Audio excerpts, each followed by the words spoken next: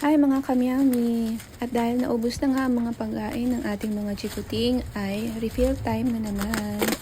Aside from fresh fish and gulay ay pinapakain ko nga sila ng dry and wet food. So umorder nga ako ng Whiskas na dry food and wet food at umorder na rin ako ng Smart Heart dry food and wet food. Umorder na din ako ng Glitter Sand nila. Ang gastos mag-alaga ng hayop, no?